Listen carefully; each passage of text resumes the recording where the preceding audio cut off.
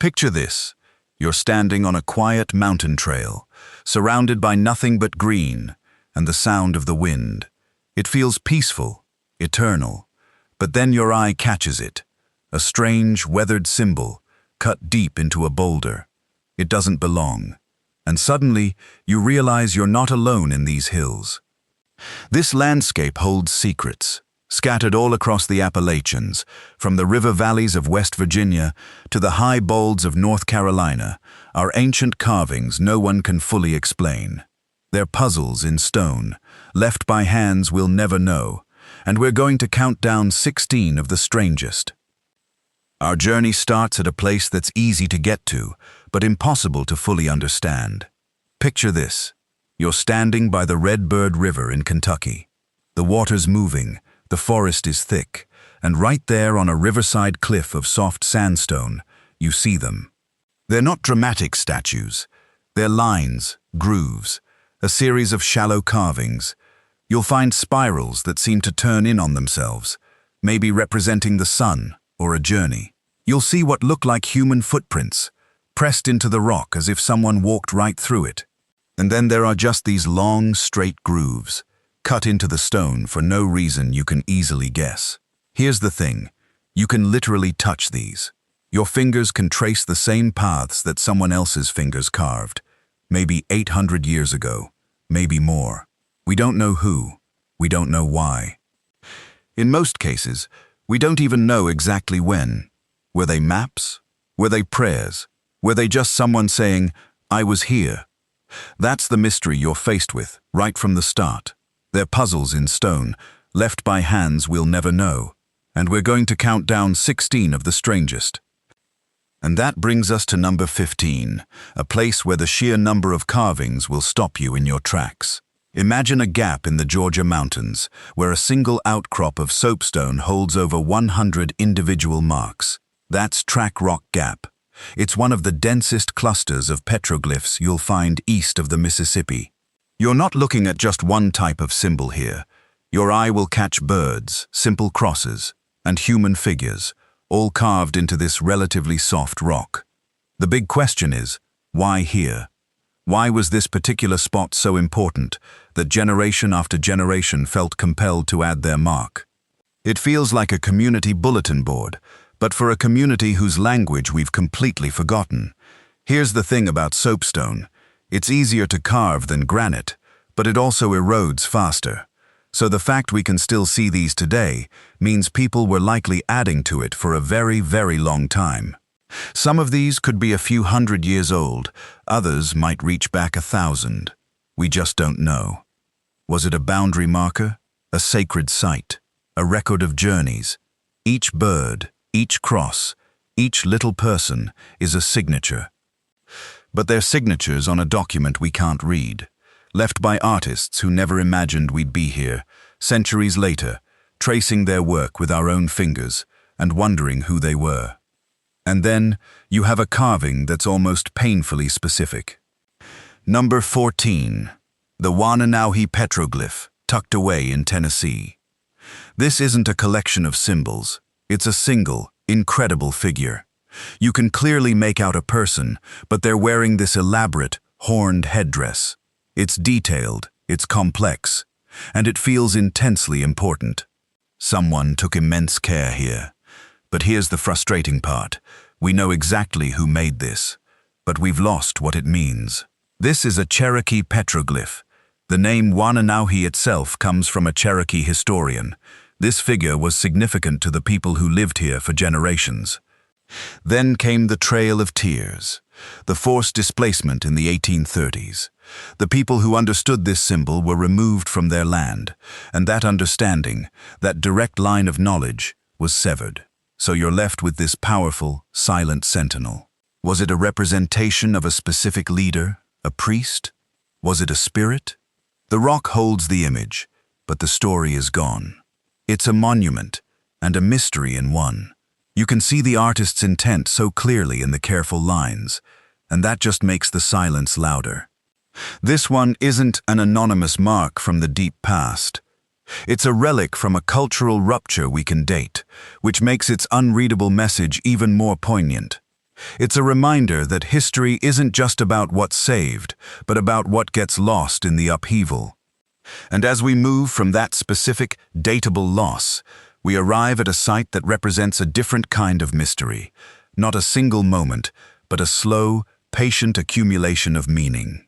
Number 13, the Paint Lick Mountain Pictographs in Virginia. Here, you don't just find carvings, you find paintings. Faded, rusty red ochre figures brushed onto the rock face right alongside the pecked and chiseled symbols. It's a rare combo. Think about what that means. Carving into stone is a commitment. It's permanent. But painting, that's different. You can paint over something. You can add to a scene. A painting can fade and be refreshed, season after season, generation after generation. So here's the question. Was this a sacred billboard, updated over centuries? A place where rituals evolved, layering new practices over old ones, without ever completely erasing what came before. The ochre paintings are incredibly fragile now, just ghostly stains. In most cases, the elements have been winning for a long, long time. But their presence changes everything. It tells us this wasn't a one-off event. This was a place people kept coming back to, a persistent focal point in the landscape. The carvings give it a solid, eternal backbone, while the paintings suggest a living, breathing tradition that could change with the times. It makes you wonder what the final version looked like. At the height of its use, a full-color display of belief against the green Appalachian stone, before time began to gently wipe it all away. From that vibrant, living canvas of belief, we take a journey into profound solitude. To find our number 12, you have to leave the well-traveled paths far behind, deep into the West Virginia woods. Your destination is a single, massive boulder along Big Run. And on it, you'll find just one symbol, a single, deeply pecked sunburst or star, carved with such force, it feels permanent against the world. And that's the entire message. One mark, one idea. Here's the crazy part. Its isolation is everything. At other sites, you're looking at a conversation, symbols talking to each other across a rock face. But here, it's a statement shouted into a void. You have to ask, why here? Why just this? Was it a boundary marker, telling people they'd entered a specific clan's territory? A navigational beacon for travelers who knew its meaning? Or was it something more personal, a memorial, a signature, a prayer offered to the forest itself? Standing before it, you feel the weight of that solitude. The forest is quiet. There are no other carvings to give you context, no clues in a nearby stream. It's just you and this one, stubborn idea that refused to be forgotten. In a landscape covered with communal stories, the Big Run Petroglyph feels like a secret.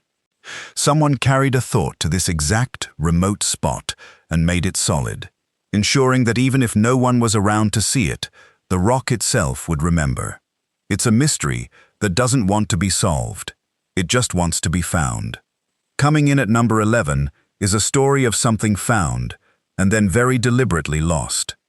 We're in Maryland, at a place on the Susquehanna River called Bald Fryar. For centuries, maybe thousands of years, the smooth rocks here were a canvas. Artists pecked away, leaving behind carvings of fish, strange cup-shaped marks called cupules, and mysterious symbols. You could stand there and touch them, a direct line to a person from another time. Then, in the early 1900s, a decision was made. A dam was built to create a reservoir. The river rose, and the Bald Fryar petroglyphs were drowned. Think about that choice for a second. We knew they were there. These weren't accidentally buried by silt over the ages. This was a modern calculation. The value of water and power was judged to be greater than the value of these ancient messages. So now, they're down there. In most years, the water's too high. But when there's a drought and the reservoir level drops, some of the carvings re-emerge, wet and glistening, for a short while, before vanishing again. Here's the crazy part. They're not completely gone. Before the flood, a few concerned locals tried to save them. They used dynamite. They blasted several of the best carvings right off the rock face. You can go see those rescued fragments today in a museum. It's a brutal kind of archaeology. So the site itself is a ghost, a memory under the water, while pieces of its body are in a display case. It's a powerful and pretty sad example of what we gain and what we erase to build our world. The mystery at Bold Fryar isn't just what the carvings mean, it's whether we should have listened to them before we made them silent. Moving north through the Appalachians, you leave the drowned warnings of Bald Fryar behind and climb into the quiet woods of Pennsylvania. You're looking for number 10, the Hickory Run Petroglyphs. What you find isn't a creature or a symbol you can name. It's a puzzle carved in stone. These are abstract geometric patterns. Think of precise lines crossing each other to form grids, or circles with dots placed in deliberate arrangements. To the casual eye, they might just look like ancient doodles. But here's where it gets interesting. Some researchers have proposed a wild idea. They suggest these aren't random designs at all. They could be maps, or even star charts. Think about that. You're standing in a dense forest that's been here for thousands of years. Above you, the same night sky that's always been there. The theory is that someone, long before any European settlers arrived, might have been recording their understanding of that sky or this landscape right here. They're controversial claims, in most cases. Mainstream archaeology is very cautious, often seeing these grids as symbolic or ritual art. And that's fair. Proving a carving is a celestial map is incredibly difficult. But stand there and trace the grooves with your own finger. The patterns feel intentional, calculated. It makes you wonder. If they were guides, what were they pointing to? A safe path through these mountains? A specific star that signaled the change of a season? We'll probably never know for sure. The true meaning is locked in that stone, and maybe that's the point. It's a reminder that the oldest human impulses are to make a mark, to try and make sense of the world around us, whether we're drawing a monster, a warning, or a map to the heavens. But these carvings aren't just about the supernatural. Sometimes they're a direct window into a past environment, a snapshot of a world that's gone. That brings us to number 9, the Barnesville Petroglyphs in Ohio. Here, you're not looking at strange symbols, but at clear animal figures. The most distinct one is an outline that most experts agree is an elk. And here's the thing, that's a problem. Elk haven't roamed that part of Ohio for centuries. So what are you seeing?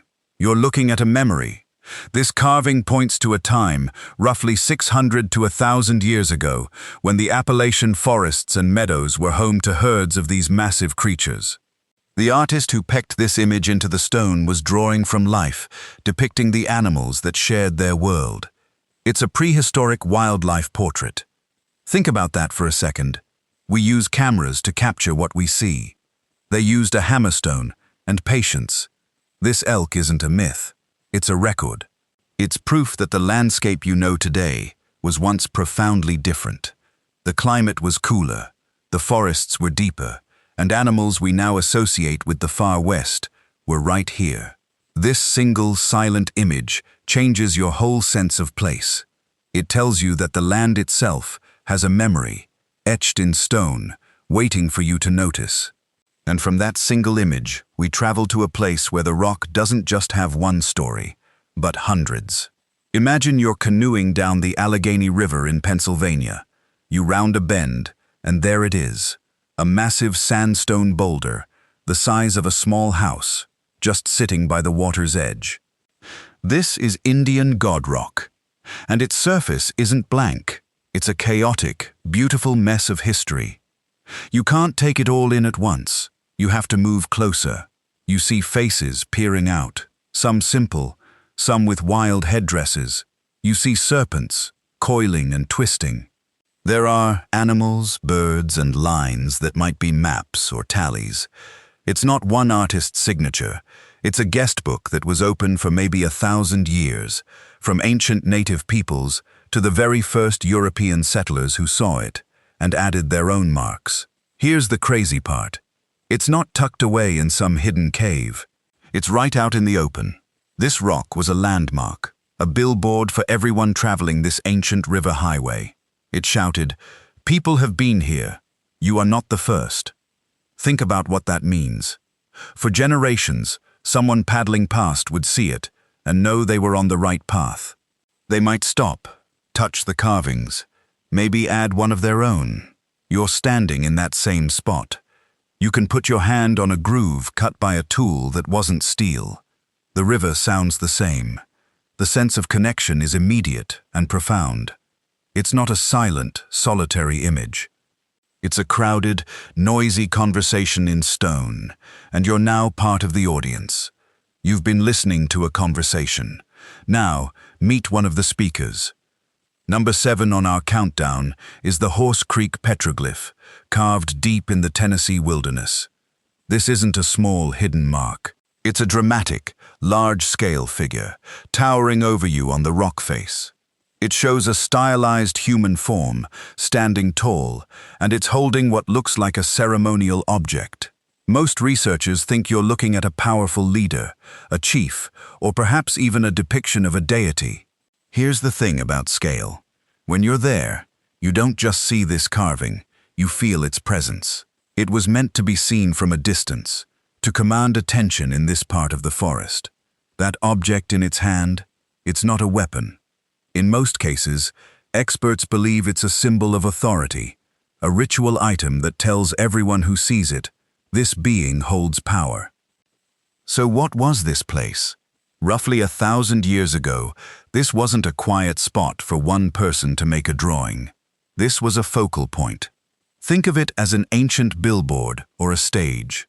The act of creating something this large and permanent was a community effort. It transformed the rock wall into a public document, a piece of shared identity. That's why this figure doesn't stand alone. It's a key voice in that crowded, noisy conversation in stone we've been hearing, and by seeking it out, by standing before it, you've joined the audience. You're listening to a message from a world that viewed this forest, these mountains, in a way we can only try to imagine. Now, imagine trying to reach it. It's not on a trail. It's not on a ledge you can walk to. It's a small, cryptic red painting, high on a sheer cliff face at Seneca Rocks. You can't just stumble upon it. Someone had to make a deliberate and, frankly, dangerous choice to put it there. Here's the thing that gets me. It's not a grand panel meant for a crowd. It's a single, isolated message. So why go to all that trouble? Was it a territorial marker, saying, "This place is claimed"? A spiritual signpost for a vision quest? Or was it simply art for art's sake, made because the sheer wall was the perfect, impossible canvas? The inaccessibility is the whole point. It wasn't for public display. It was for someone specific, or for something specific we don't understand anymore. By seeking it out, by standing far below and squinting up at it, you've joined an audience that was never intended. You're listening to a private message, whispered across centuries from a world that viewed these dizzying heights, this vertigo-inducing landscape, in a way we can only try to imagine. It turns the act of seeing into an act of eavesdropping. And now, we climb down into a quiet, damp hollow in North Carolina. You're not just looking at a rock here, you're looking at a soapstone canvas, covered in over 1,500 grooves and figures. This is Judaculla Rock. To the Cherokee, this was the footprint, the deed, the very domain of a giant. A slant-eyed giant named Judaculla, the master of game, who could leap across mountains. They say he made these marks in a single, furious motion. So what are we actually seeing? Concentric circles, humanoid figures, lines that shoot off in every direction.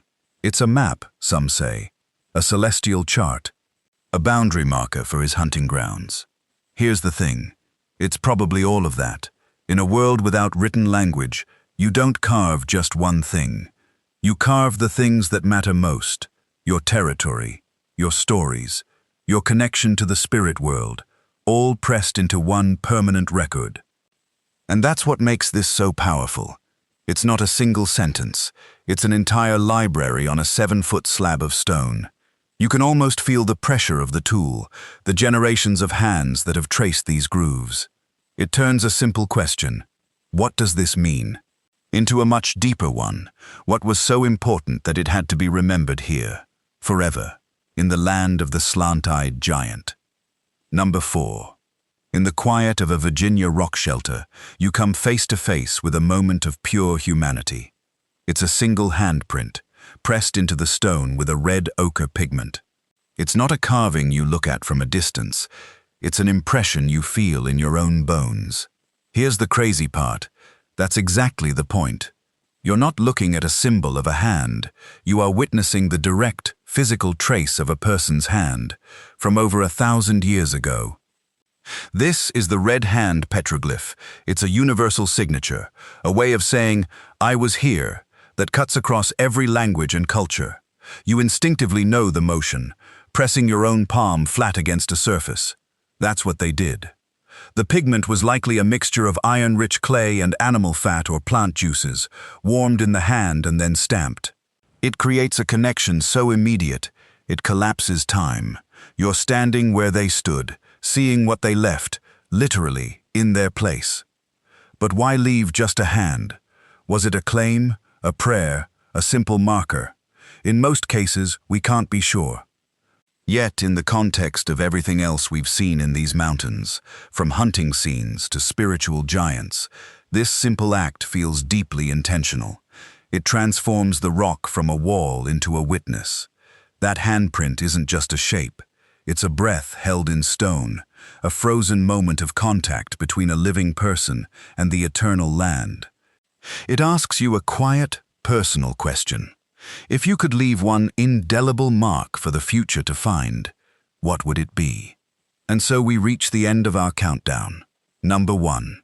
But it's not a single carving on a cliff face or a lonely boulder. It's the whole collection. It's the very act of looking for them, of standing in a damp hollow in West Virginia or on a windy Tennessee ridge and seeing that faint, worn line. Here's the thing. After all the research, all the speculation about calendars, territory markers, or spiritual maps, we have to be honest. In most cases, we just don't know. The definitive meaning is lost. The greatest carving in the Appalachians isn't any one symbol, it's the landscape of unanswered questions itself. Think about that. For every confident theory, there are a dozen carvings that stubbornly refuse to fit. A spiral in North Carolina that matches nothing nearby. A set of concentric circles in Kentucky that could be a map of the stars, or just someone practicing with a tool. We can date them roughly. We can describe them meticulously, but their why remains a locked door, and maybe that's the point. It turns the entire region into an open-air museum of mystery. You're not just a tourist, you're a participant. Every time you find one, you're adding your own quiet chapter to its story, wondering about the hand that made it. The ultimate mark left here isn't the one in the stone. It's the feeling it leaves in you. That humbling, haunting sense of connection across centuries, paired with the realization that some whispers from the past are meant to stay whispers. The true masterpiece is the enduring silence.